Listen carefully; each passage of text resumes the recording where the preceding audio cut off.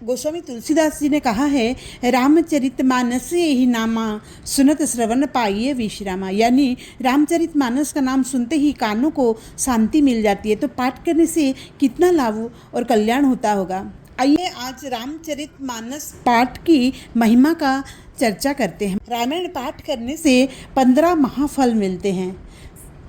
आइए जानते हैं। सभी पापों का नाश। पद्मपुराण कहता है, रामायण पठ्यमाने तु पापम याति सहस्राधा। रामायण का पाठ होने से हजारों जन्मों के पाप टुकड़े टुकड़े होकर नष्ट हो जाते हैं। जैसे सूर्य के निकलते ही अंधकार भाग जाता है।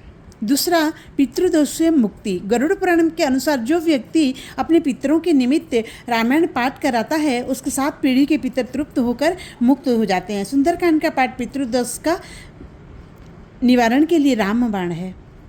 तीसरा है भय और रोग का नाश। भूत पिशाच निकट नहीं आवे, महावीर जब नाम सुनावे। हनुमान जी राम कथा के रक्षक हैं। जहाँ रामायण होती है वहाँ नकारात्मक शक्ति, डर, बुरे सपने नहीं आते। तुलसीदास जी ने हनुमान बाहु को रोग नाश के लिए ही लिखी थी। कलयुग में लक्ष्मी उन्हीं के घर में टिकती है जहाँ राम नाम होता है।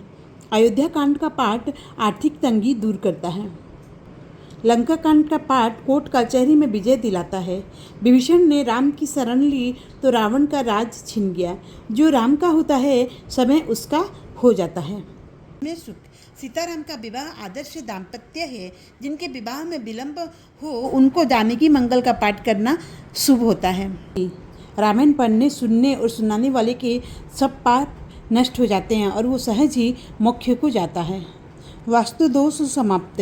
जिस घर में रोज रामायण की चौपाई गूंजती है वहाँ वास्तु दोष अपने आप शांत हो जाता है।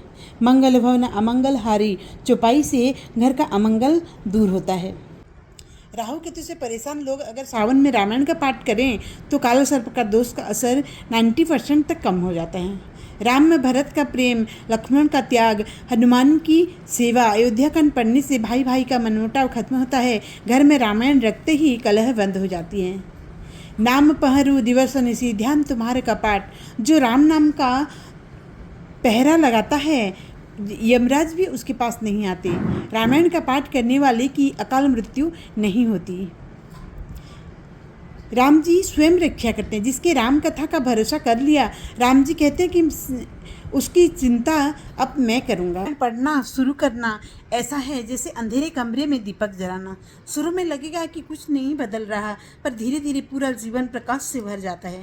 राम कथा ऐसे ताली है जो मन के सारे संशय रूपी पक्षी उड़ा देती है।